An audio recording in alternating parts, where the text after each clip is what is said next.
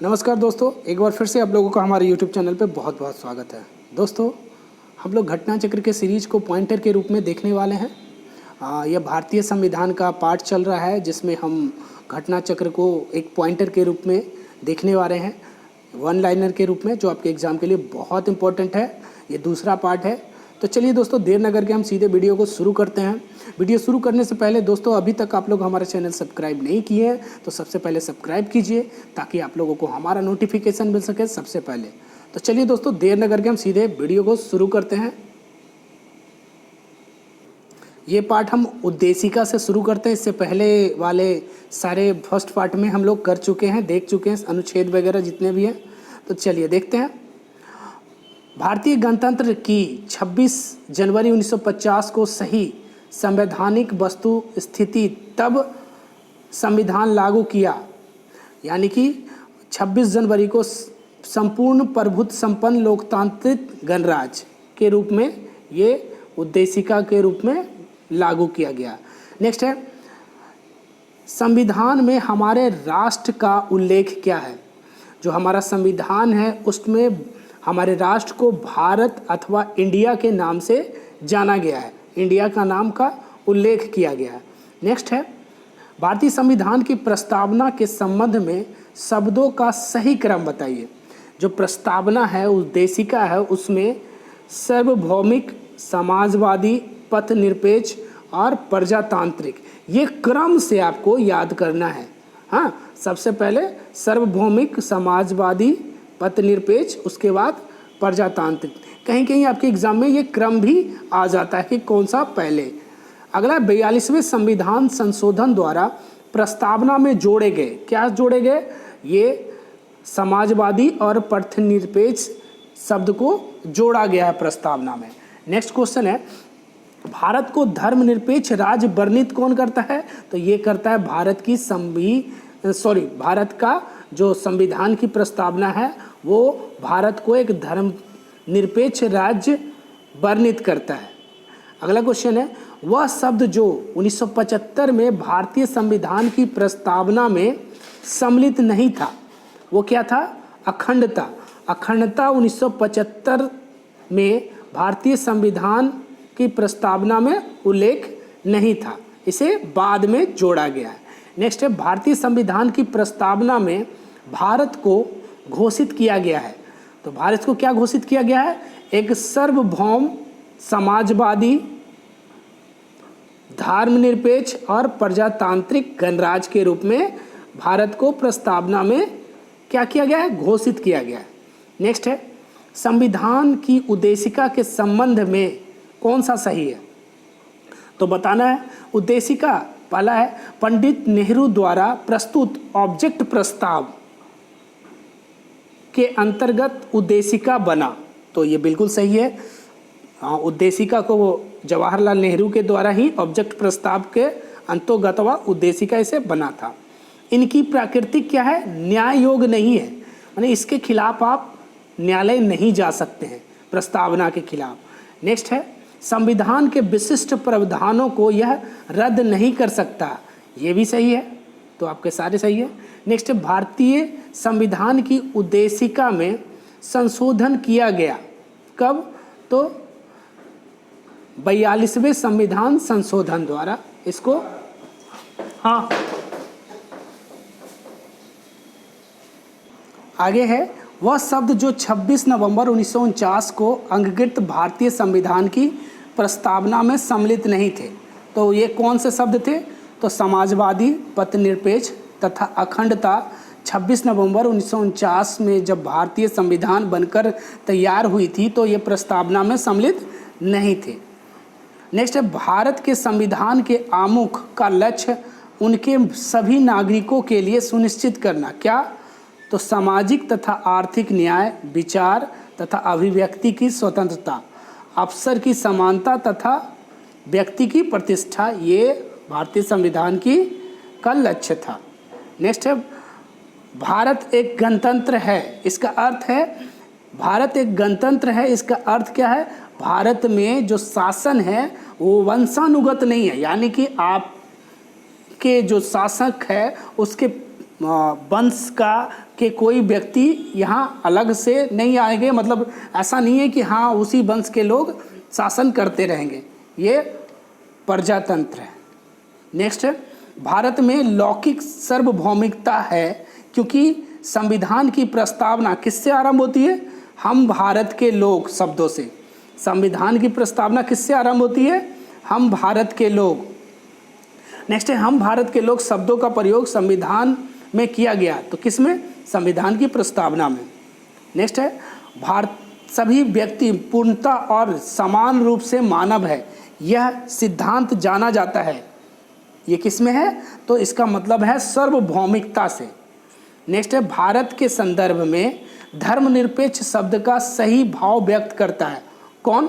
तो ये भारत में राज्य का कोई धर्म नहीं है ना, यानी कि धर्मनिरपेक्ष का है, मतलब किसी भी पार्टिकुलर धर्म को आप किसी विशेष राज्य को धर्म नहीं कह सकते हैं, यानी कि इसका कोई धर्म नहीं है, ये धर्मनिरपेक्ष है।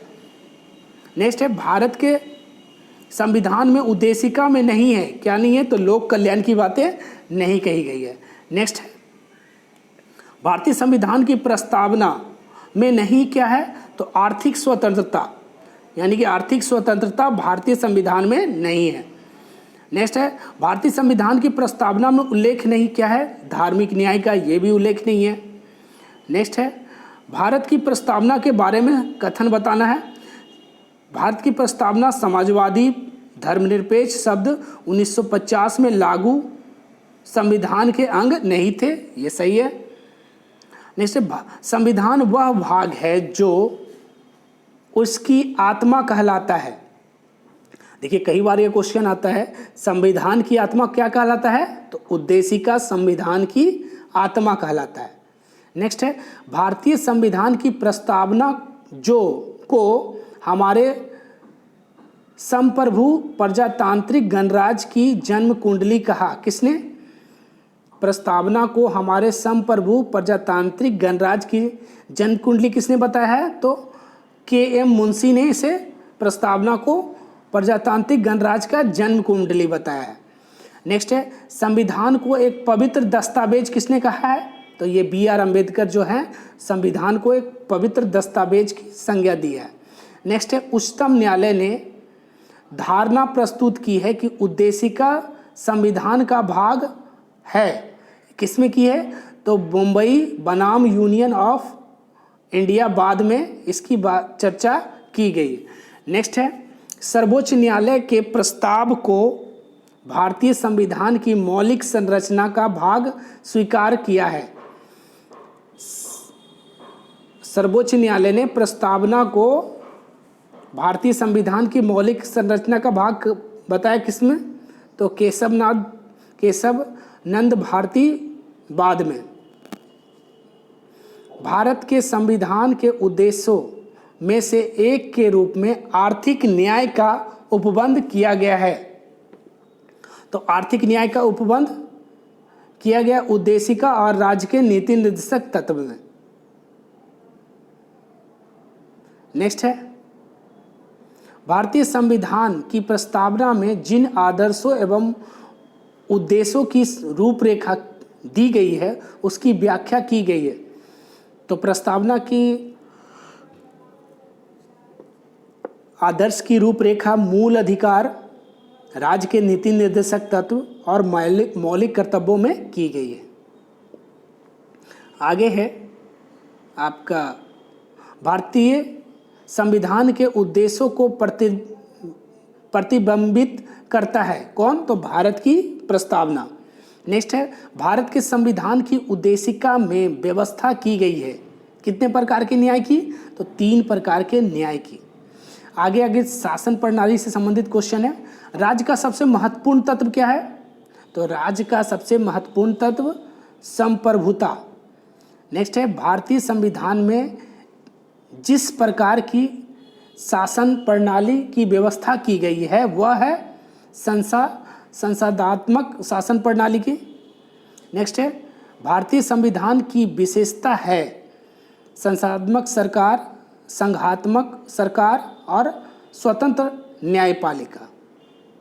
नेक्स्ट है, भारत के संसदीय प्रणाली की सरकार है क्योंकि मंत्रिपरिषद, भारत क्या है, संसदीय शासन प्रणाली की सरकार है क्योंकि मंत्रिपरिषद लोकसभा के प्रति उत्तरदायी हैं। नेक्स्ट है, भारत के संदर्भ में संसदीय शासन प्रणाली में निम्न सिद्धांत स्थगित के रूप में निहित है। कौन कौन से हैं? मंत्रिमंडल के सदस्य संसद के सदस्य होते हैं। दूसरा है, जब तक मंत्रियों को संसद का विश्वास पात्र रहता है तब तक वे पद पर बने रहते हैं। सही है। नेक्स्ट है, संसदात्मक शासन व्यवस्था में विधायिका का कार्यपालिका पर नियंत्रण होता है। नेक्स्ट है, राष्ट्रपति पद्धति में समस्त कार्यपालिका की शक्ति निहित होती है किसमें? तो राष्ट्रपति में। भारत में राजनीतिक व्यवस्था के मूल लक्षण है, राजनीतिक व्यवस्था के मूल लक्षण, यह एक लोकतांत्रिक गणराज्य है, इसमें संसदात्मक रूप से सरकार है, यह सर्वोच्च सत्ता भारत की जनता में निहित है। कथन को आपको बताना है तो भारत एक लोकतांत्रिक राज्य व्यवस्था है, बिल्कुल सही है। भारत एक संप्रभुता संपन्न राज्य है, ये भी सही है। भारत में लोकतांत्रिक समाज है, ये भी सही है। भारत एक लोक कल्याण राज्य है, ये सारे सही है। नेक्स्ट है, भारतीय राज्य तंत्र की विशेषता है क्या? तो यह एक संविधान संगत सरकार, लोकतांत्रिक सरकार और विधि का शासन की सरकार है। नेक्स्ट है, कल्याणकारी राज्य का उद्देश्य क्या है? इसका उद्देश्य है अधिकतम संख्या का अधिकतम कल्याण सुनिश्चित करना। नेक्स्ट है, भारतीय संविधान का दर्शन है, भारतीय संविधान का दर्शन है कल्याणकारी राज, समाजवादी राज और राजनैतिक समानता। नेक्स्ट है, भारत में राजनैतिक सत्ता का प्रमुख स्रोत क्या है? राजनीतिक सत्ता का प्रमुख स्रोत जनता है। नेक्स्ट है, अध्यात्मक शासन प्रणाली का आधारभूत तत्व है एकल कार्यपालिका। आगे, भारत में प्रजातंत्र इस तथ्य पर आधारित है कि जनता को सरकार को चुनने तथा बदलने का अधिकार है। प्रजातंत्र क्यों है? क्योंकि जनता को सरकार को चुनने तथा बदलने का अधिकार है, ये इसलिए यह प्रजातंत्र है। भारत का संविधान परिसंघीय भी निर्धारित होता है क्योंकि केंद्र और राज्य के बीच शक्तियों का वितरण हो। नेक्स्ट है, भारतीय संविधान है कैसा? तो अंशतः कठोर और अंशतः लचीला। नेक्स्ट है, भारत की संसदीय शासन प्रणाली एवं ब्रिटेन की संसदीय प्रणाली में क्या अंतर है? तो दोनों में न्यायिक पूर्णावलोकन है, दोनों में अलग अलग है। ये न्यायिक पूर्णावलोकन क्या कहता है? दोनों में अंतर है, यानी कि भारत के संसदीय प्रणाली में न्यायिक पूर्णावलोकन है लेकिन ब्रिटेन में नहीं है, इसलिए ये दोनों में अंतर है। नेक्स्ट है, भारत के संविधान में एक संघीय प्रणाली का प्रावधान है, ये कथन है, कारण है। उसने एक बहुत शक्तिशाली केंद्र की रचना की। तो ए और आर दोनों सही है, परंतु आर ए की सही व्याख्या नहीं है। भारत के संविधान का संघीय लक्षण है, क्या लक्षण है भाई? केंद्र तथा राज्य के बीच शक्ति का बंटवारा, पूर्ण रूप से लिखित संविधान, अस्वतंत्र नगरपालिका, ये एक संघीय लक्षण है। नेक्स्ट, संघीय भारतीय संघीय व्यवस्था में एकात्मक तत्व है, राज्यपालों की नियुक्ति, राज्यसभा में असमान प्रतिनिधित्व, अखिल भारतीय सेवाएं, ये भारतीय संसदीय व्यवस्था में एकात्मक तत्व है। नेक्स्ट, भारत में संघीय व्यवस्था में से संबंधित सही है। तो संघीय व्यवस्था में संविधान की शासन की मूल संरचना के लिए एक संघीय व्यवस्था की प्रस्तावना करता है तथा एकात्मक सुझाव का उसमें सशक्त विसरण है। नेक्स्ट है, भारत का राष्ट्रपति कथन है परोक्षतः निर्वाचित होता है, बिल्कुल सही है। भारत में संसदीय प्रणाली को गणतंत्रात्मक के साथ जोड़ा गया है। दोनों सही हैं, लेकिन आर्य की सही व्याख्या नहीं है। नेक्स्ट है, राजनीतिक दल लोकतंत्र के जीवन रक्त हैं, कथन है ये, और कारण में है लोग खराब शासन के लिए समानता राजनीतिक दलों को कोसते हैं। तो ये और दोनों सही है, परंतु आर ए की सही व्याख्या नहीं है।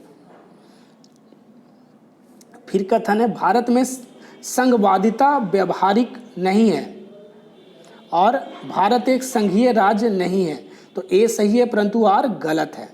नेक्स्ट है, भारत की संघात्मक संरचना का मुख्य उद्देश्य उसकी बहुआयामी विविधताओं में से एक राष्ट्र निर्माण का करना और राष्ट्रीय एकता को संरक्षित करना था।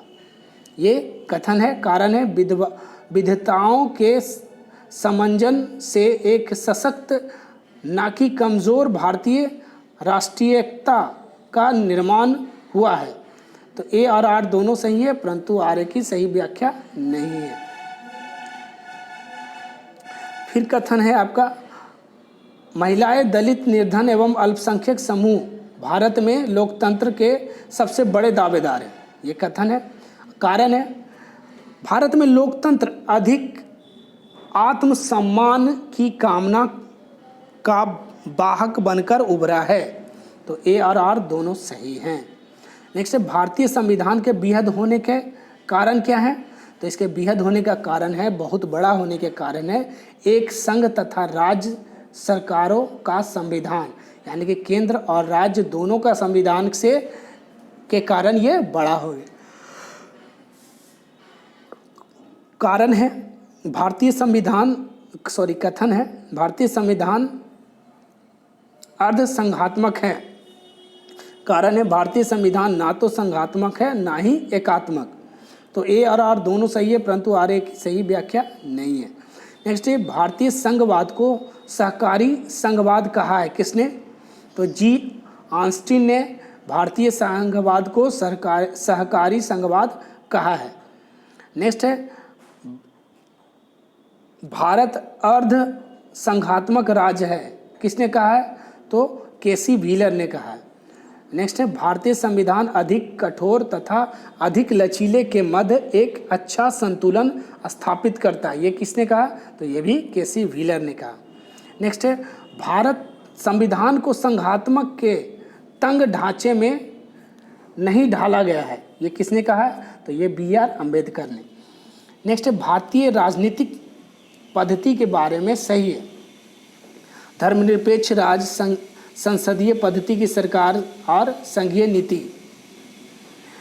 नेक्स्ट है, गणतंत्रीय अवधारणा से संबंधित, यह राज्य जिसमें जनता सर्वोच्च हो, सर्वोच्च शक्ति निर्वाचित प्रधान में निहित हो, एक ऐसी सरकार जो जनता द्वारा निर्वाचित प्रतिनिधि की हो।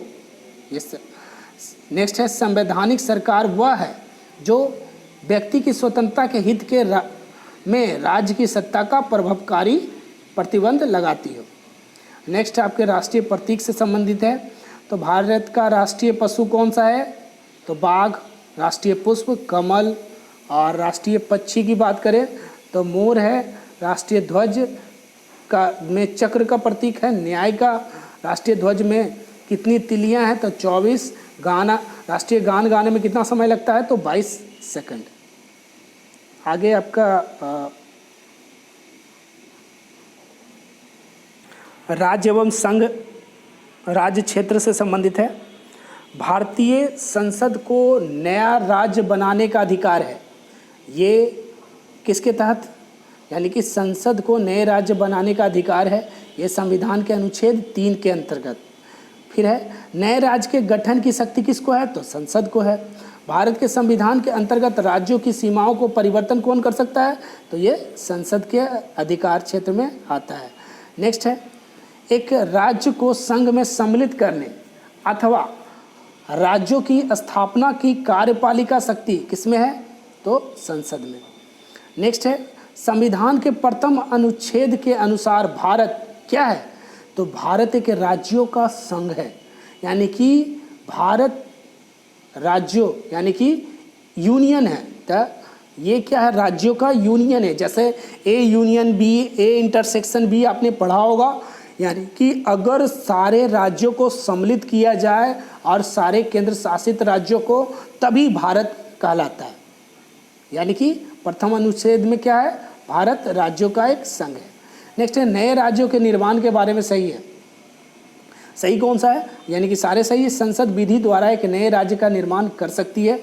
संसद, नए राज्य का निर्माण कौन करेगा, संसद।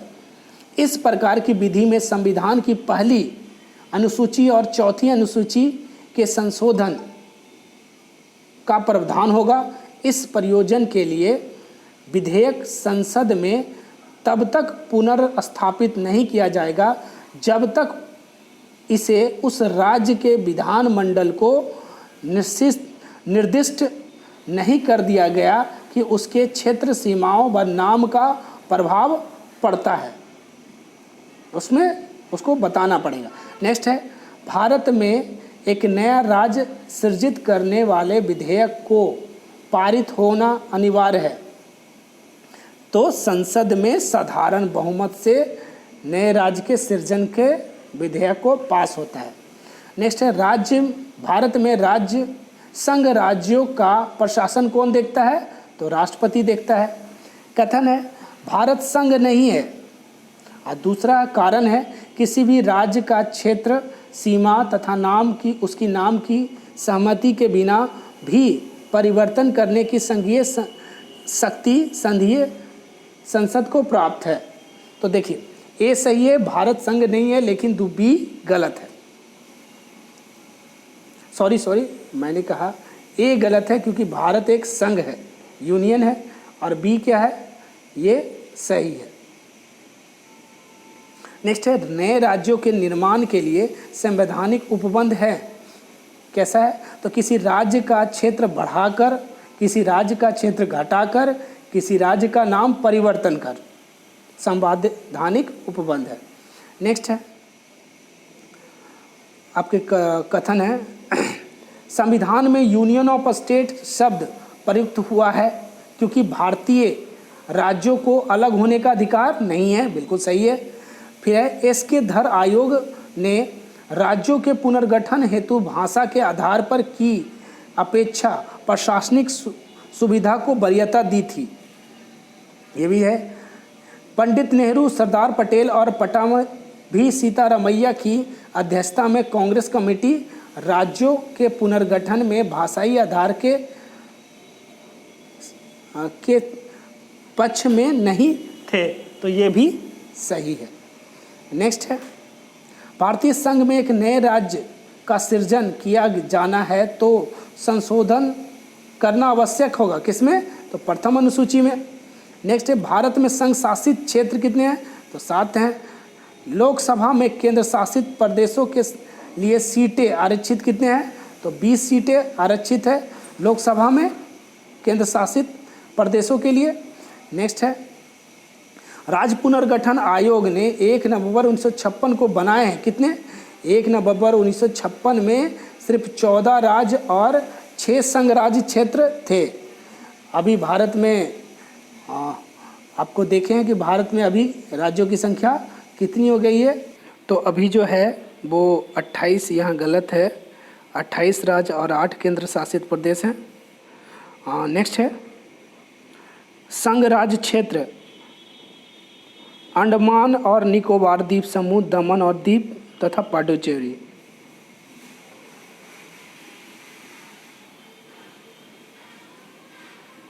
नेक्स्ट है, उल्का उग्रवादी संबंधित है कहाँ से, तो असम से। पीपुल्स बार ग्रुप नामक आतंकवादी कहाँ से, तो आंध्र प्रदेश से। कावेरी जल विवाद किसके किसके बीच है, तो कर्नाटक, तमिलनाडु और केरल के बीच। भाषा के आधार पर राज्यों के गठन हेतु राज्य पुनर्गठन आयोग की स्थापना कब की गई थी, तो 29 दिसंबर 1953 को। भाषाई आधार पर सर्वप्रथम गठन हुआ था आंध्र प्रदेश को। आंध्र प्रदेश का भाषाई राज्य के रूप में कब गठित हुआ था, 1953 में। नेक्स्ट है, आपको नागरिकता से संबंधित है, ये भाग 2 में नागरिकता है, भाग 2 और 5 से 11 तक, अनुच्छेद 5 से 11। भारतीय संविधान प्रदान करता है। कैसा नागरिकता? तो एकल नागरिकता। भारतीय नागरिकता प्राप्त की जा सकती है जन्म द्वारा, देशीकरण द्वारा, किसी भूभाग के सम्मिलीकरण द्वारा, सम्मिलित करने पर। नागरिकता संशोधन अधिनियम 1915 के अंतर्गत यह भारतीय डाकधारक को प्रवासी नागरिक के रूप में पंजीकृत होने के लिए बाहरता है। यह आवश्यक बच्चा, अवयस्क बच्चा जिससे अभिभावक भारतीय नागरिक हैं, भारतीय नागरिक की विदेशी मूल की पत्नी, एक व्यक्ति का परपोती जो दूसरे देश का नागरिक है, ये सारे को नागरिक मिलेगा पंजीकरण द्वारा। किंतु उन्हें यदि उनके पिता या पितामही, माता या मातामही संविधान लागू होने से पहले भारत के नागरिक हो तो सबको भारत की नागरिकता मिलेगी। नेक्स्ट है, दोहरी नागरिकता का सिद्धांत स्वीकार किया है किसने? तो संयुक्त राज्य अमेरिका। यानी कि अमेरिका में अगर आप अमेरिका की नागरिकता प्राप्त करना चाहते हैं तो सबसे पहले वहाँ के स्टेट की नागरिकता मिलेगी, उसके बाद वहाँ के देश की नागरिकता। फिर है, नागरिकता के अर्जन हेतु शर्तों को नियत करने के लिए सक्षम कौन है? तो संसद। नेक्स्ट है, मूल कर्तव्य से संबंधित है कथन। भारतीय संविधान में मूल अधिकार है, मूल कर्तव्य नहीं। भारतीय संविधान में मूल अधिकारों को शामिल करने के लिए नेहरू रिपोर्ट 1928 में समर्थन किया था, बिल्कुल सही है। भारतीय संविधान द्वारा मौलिक अधिकारों को लागू करने की शक्ति किसको है? तो सर्वोच्च न्यायालय और उच्च न्यायालय को। नेक्स्ट, मौलिक अधिकार क्या है? तो एक वाद योग है, यानी कि इसके खिलाफ अगर आपके मौलिक अधिकारों का हनन हो रहा है तो उसके खिलाफ आप न्यायालय जा सकते हैं। मौलिक अधिकार आपातकालीन की स्थिति में निलंबन किया जा सकता है। नेक्स्ट है, भारतीय संविधान में नागरिकों को मौलिक अधिकार प्रदान किए गए हैं, तो ये प्रदान किए गए अनुच्छेद 12 से 35 तक के। भारतीय संविधान के अनुच्छेदों में विषम सत्ता तथा पूर्ण नियंत्रण लगता है किसमें? तो अनुच्छेद 14 में। समानता का अधिकार संविधान के निम्न अनुच्छेदों के अंतर्गत दिया गया है। 14, 15, 16, 17 और 18 में समानता का अधिकार की बातें कही गए। देखिए, शिक्षण संस्थानों में जिसमें गैर सरकारी व गैर अनुदान प्राप्त की भी सम्मिलित है, अन्य पिछड़ों, अनुसूचित जाति व अनुसूचित जनजाति हेतु आरक्षण की सुविधा प्रदान की गई है, ये 15 के 5 के अंतर्गत। नेक्स्ट है, सामाजिक, आर्थिक व राजनीतिक क्षेत्रों में समान आधार निर्मित करने के उद्देश्य से राज्य असमान लोगों के लिए भिन्न व्यवहार कर सकता है, ये कथन है। कारण है, समान लोगों की विधि समान होगी और समान रूप से प्रशासित की जाएगी, तो ये दोनों सही है। नेक्स्ट है, संवैधानिक प्रावधानों और संघीय संसद या राज्य विधान पालिकाओं द्वारा बनाए गए नियम कानून का प्राथमिकता प्रदान करता है, अनुच्छेद 13। नेक्स्ट है, भारतीय संविधान के अनुच्छेद 13 का मुख्य उद्देश्य संविधान की सर्वोच्चता सुनिश्चित करना, यानी कि मौलिक अधिकारों के संदर्भ में। नेक्स्ट है, भारतीय संविधान में स्वतंत्रता का अधिकार 4 अनुच्छेदों द्वारा प्रदान किया गया है, 19 से लेकर 22 तक। नेक्स्ट है, भारतीय न्यायालय को समान कार्य के लिए समान वेतन का मौलिक अधिकार निर्गम करने हेतु सक्षम किया किसने? तो संविधान की प्रस्तावना में प्रयुक्त समाजवादी शब्द। बी में संविधान के अनुच्छेद 14 के साथ मिलकर पढ़ना और एक हो, यानी कि समाजवादी शब्द को अनुच्छेद 14 के साथ मिलकर पढ़ना या अनुच्छेद 16 के साथ मिलकर पढ़ना, तभी हमको क्या मिलेगा? मौलिक अधिकारों के निर्गम के लिए समानता का अधिकार। नेक्स्ट है, धर्म आदि के आधार पर विभेद का प्रतिषेध। भारत के संविधान का अनुच्छेद 15 एक मूल अधिकार है जिसे वर्गीकृत किया गया है समता के अधिकार के अधीन। नेक्स्ट है, भारतीय संविधान में समता का अधिकार 5 अनुच्छेदों द्वारा निर्गत किया गया है। किसमें? अनुच्छेद 14 से 18 तक। नेक्स्ट है, भारतीय संविधान में जैसा निहित है समानता के मौलिक अधिकारों में सम्मिलित है। कानून की समझ समानता, सामाजिक समानता, अवसर की समानता से संबंधित।